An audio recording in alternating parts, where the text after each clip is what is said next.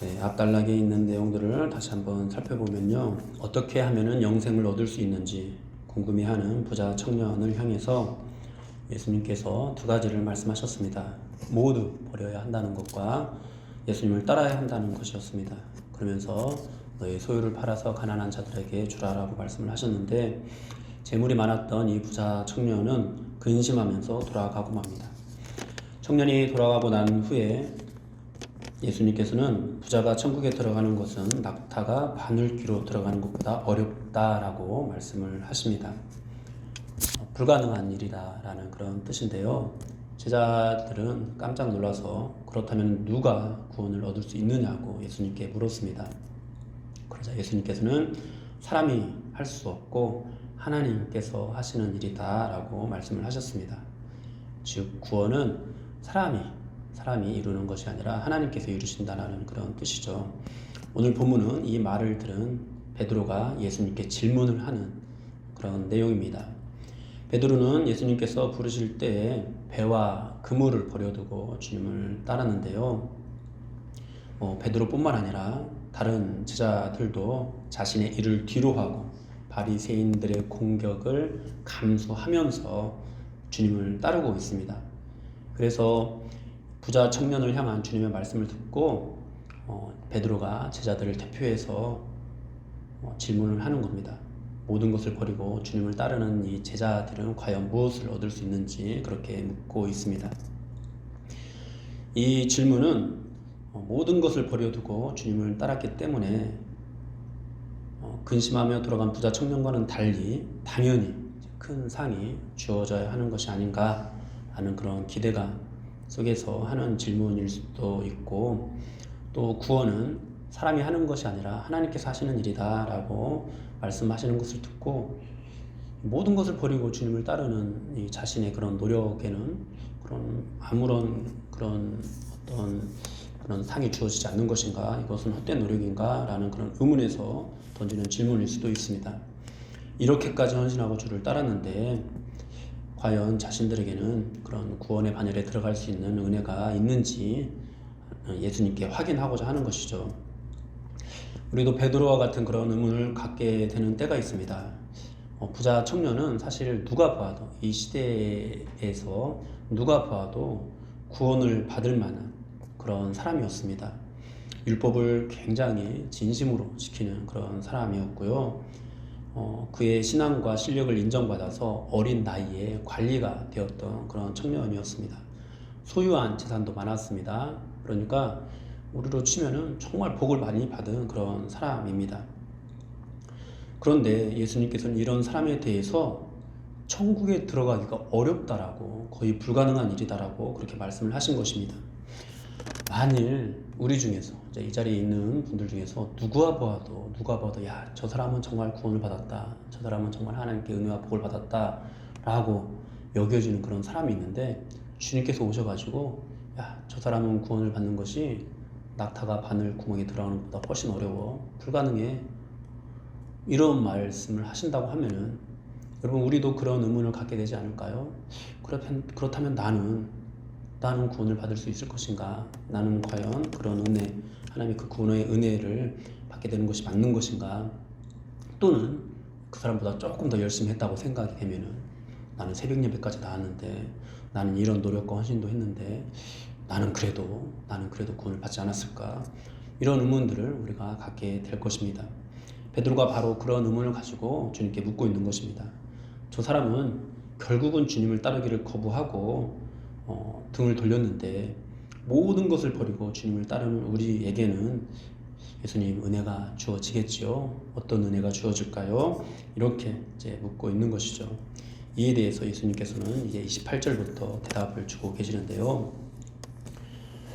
예수님께서 이 약속해 주시는 복은 구원 이상의 것입니다.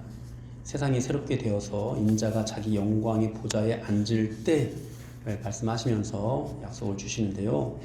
이 때는 이제 재림의 때를 가리킵니다.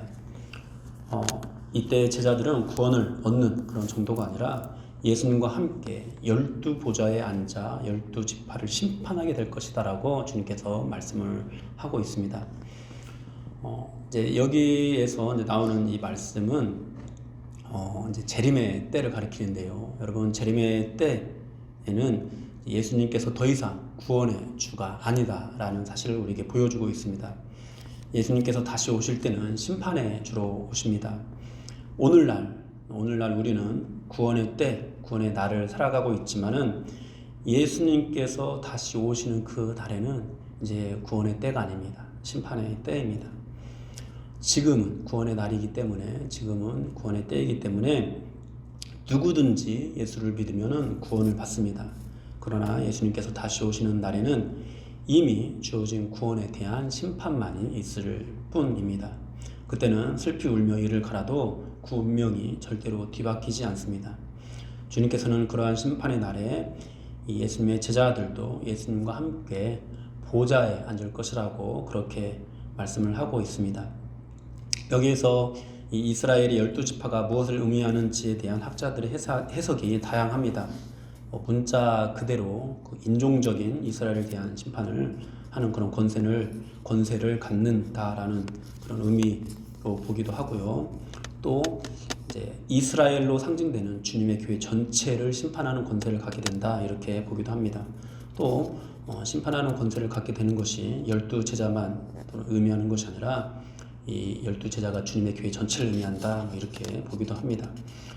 그런 해석들 다양하게 있지만 분명한 것은 우리 주님께서 심판의 권세를 행사한다라는 것입니다. 그 권세를 가지고 있다라는 것입니다. 그래서 심판의 권세를 행사하기도 하고 그 권세를 위임하기도 한다라는 것입니다. 이 말씀은 심판의 권세를 가지셨기 때문에 하실 수 있는 말씀이죠. 심판의 권세를 가지신 예수님께서 다음과 같은 또 약속을 주시는데요. 29절에서 또 내 이름을 위하여 집이나 형제나 자매나 부모나 자식이나 전토를 벌인 자마다 여러 배를 받고 또 영생을 상속하리라. 아멘. 이 말씀은 주님을 따르는 사람들이 모든 것을 버려야 한다라는, 그렇게 해야만 한다, 이렇게 말씀하는 그런 뜻이라기보다도 주님을 따르는 사람들의 우선순위에 대한 그런 말씀이라고 보아야 하겠습니다. 또 주님을 따르려면 자기를 부인하고 자기 십자가를 져야 한다는 그런 뜻이기도 합니다. 자신의 자아가 깨어지고 더 나아가 주님을 위해 자신의 생명까지도 버릴 수 있어야 한다는 것이죠. 그렇게 주님을 따르는 자들에게 주님께서 어떤 복을 약속하고 있죠? 그가 버린 것에 여러 배를 받게 될 것이라고 말씀을 하고 있습니다. 그리고 영생을 얻게 될 것이다라고 말씀을 하십니다. 지금은 구원의 주로 오셨죠. 구원의 주로 오신 그 예수님께서 그리고 심판의 주로 오실 그 날을 말씀하시면서 금세와 내세의 약속을 주님을 따르는 자들에게 주고 있는 것입니다. 여러분, 이 약속을 믿으십시오. 하나님께서는 하늘의 신령한 복과 땅의 기름진 복을 천대까지 약속해 주시는 그런 분이십니다. 여러분, 우리에게도 이런 약속이 주어지고 있다는 사실, 주님을 따르는 모두에게 이 약속이 주어지고 있다는 사실을 여러분들 믿으십시오. 그러나 여러분, 우리가 이 약속을 추구해서는 안 되겠습니다. 매 순간 나의 모든 것을 다 버리고서라도 주님을 따르는 것을 우리는 추구해야 되겠습니다. 우리가 사랑하는 것은 주님의 나라와 주님의 의이지 이 땅에서 우리가 받게 될 그런 복이 아니기 때문입니다. 그러므로 여러분, 이 땅에서 우리가 받게 되는 것을 너무 챙기려고 하지 마십시오. 이 땅에서 우리 어떤 자존심이 세워지는 것, 또는 우리가 인정받게 되는 것, 여러분 그런 것들을 너무 추구하지 마십시오. 그 모든 것들을 지금 이 순간 혹시 챙기려고 하시는 그런 분들이 있다면 내려놓으시고 그저 주님을 따르기를 힘쓰십시오. 내 자존심이 조금 상하더라도, 내가 뭔가 바랐던 그런 보상들을 받지 못했다 하더라도 그 모든 것들을 내려두고 그저 주님만을 따르십시오. 사실 주님을 따른다고 해도 주님을 따르는 것 그 자체도 우리 힘으로 되는 것은 아닙니다. 우리가 아는 바와 같이 이 지금 현재의 베드로, 이 본문에 나온 현재의 베드로는 아직은 모든 것을 버리고 주님을 따르고 있지는 않습니다. 비록 배와 그물을 버려뒀지만은 그는 이제 앞으로 주님께서 붙잡히시게 되면은 주님을 배반하게 될 것입니다. 그가 이 땅에 대한 이 땅에서의 영광에 대한 그 소망과 자기의 욕심을 붙잡고 주님을 따랐기 때문이죠. 다른 제자들도 마찬가지입니다. 모든 것을 버리고 주님을 따르는 것처럼 보이지만 실제로는 그들은 모든 것을 버리지 않았습니다. 다만 이제 얼마 후에 주님께서 이제 죽으신 후에 다시 살아나시고 성령의 기름 부음을 받을 때 그들은 비로소 모든 것을 버릴 수 있게 되는데요. 따라서 이 약속은 지금의 제자들에게 주시는 그런 말씀이라기보다도 예수님께서 모든 구원을 다 완성하시고 난 후에 제자들이 진정으로 모든 것을 버려두고 주님을 따를 수 있게 되었을 때 제자들에게 주시는 약속이라고 할 수 있습니다. 그런데 그 약속이 아직은 다 모든 것을 다 버리고 실제로는 그렇게 주님을 따르고 있지 않는 그런 제자들에게 주어지고 있는 것이죠. 결국 주님을 따르면 이런 은혜가 주어지게 될 것이다 라고 말씀을 하시는데, 이런 은혜와 복도 우리가 이룰 수 있는 것이 아니라 주님께서 모든 것들을 다 이루시고 난 이후에야 이루어지게 된다라는 사실을 우리는 알 수가 있습니다.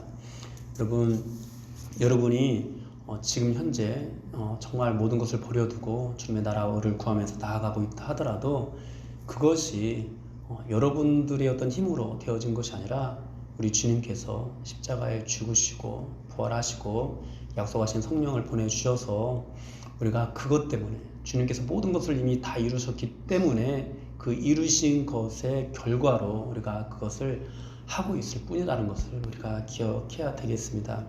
그러므로 여러분, 혹시 이제 지금 이 순간에도 비록 우리 안에 성령이 있지만은 육신의 소욕이 고개를 쳐들고 뭔가 보상을 받기를 원하고 뭔가 대접받기를 원하고 하는 그런 마음들이 있다면은 그 모든 것들을 다 내려놓으십시오. 여러분, 우리가 은혜와 복을 받게 되는 것, 우리가 금세와 내세의 그런 약속을 받게 되는 것은 주님께서 모든 의를 다 이루신 결과입니다. 여러분, 그리고 또 이 약속이 지금 아직은 주님을 따르지 않고 못하고 있는 그런 베드로에게 주어졌다는 사실도 기억하십시오. 그러므로 이 약속을 너무 부담스러워하지 마십시오. 모든 것을 버리고 하나님께 순종하신 분이 바로 우리의 주님이십니다. 우리가 주님을 따르게 되는 것은 우리의 힘으로 되어지는 것이 아닙니다. 그렇지만 우리 주님이 모든 의를 이루셨기 때문에 반드시 되어지는 일이기도 합니다. 오늘 본문에서는 아직 주님을 온전히 따르지 못하는 베드로에게 약속이 주어지고 있습니다. 그런 것처럼 혹시 아직도 우리가 주님을 따르고 있지 못하는 그런 모습을 보이고 있다고 하더라도 여전히 이 약속이 우리에게 유효하다는 사실, 설사 아직도 주님을 영접하지 못하고 있는 그런 사람이 있다 하더라도 그 사람도 지금이라도 이 약속을 붙잡기만 하면은 이 약속이 주어진다는 사실을 우리는 기억해야 되겠습니다. 지금 이 순간이라도 주님을 붙잡기만 하면은, 주님을 의지하기만 하면은 이 모든 것들이 우리 안에 반드시 이루어지게 된다. 나의 공로로 되지 않고 은혜로 되어진다 라고 우리 주님께서 지금 설명을 하고 있는 것입니다. 그러면서 제 30절 말씀을 덧붙이는데요. 그러나 먼저 된 자로서 나중되고 나중된 자로서 먼저 될 자가 많으니라.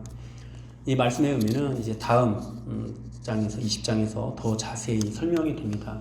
주님의 교회 안에서는 먼저 되고 나중되는 것이 아무 의미가 없습니다. 주님께서 부르시는 것이 중요합니다. 주님께서 오시는 그날에 포도원 안에 있는가가 중요합니다. 내가 먼저 믿었다고 해서 또는 내가 더 많이 수고했다고 해서 여러분 이것이 아무 의미가 없다라는 것입니다. 주님께서 부르시는 그 부르심으로 우리에게 은혜와 복을 주는 것이지 우리가 포도원에 조금 일찍 들어가서 조금 더 많이 수고한 것으로 주님께서 은혜와 복을 주는 것이 아니다라는 것입니다. 여러분, 우리가 은혜와 복을 받게 되는 것이 뭔가를 버렸기 때문에, 주님을 따랐기 때문에 주어지는 것이 아니라 하나님께서 우리를 부르셨기 때문에 주어진다라는 것입니다. 그러면 여러분, 다시 한번 주님의 이름으로 간곡히 부탁드립니다. 여러분들의 노력과 헌신을 의지하지 마십시오. 오직 하나님의 그 은혜만을 의지하십시오. 말씀이신 예수 그리스도를 마음속 깊이 모셔드리시고 예수님의 종으로 사십시오. 하나님께서 여러분이 주님을 따를 수 있도록 도와주실 것입니다. 마침내 그 길을 걸을 수 있도록 인도하실 것입니다. 그 약속만을 믿고 나의 모든 공로는 다 버리고 그 은혜만을 붙잡는 여러분들이 되십시오. 시간에 같이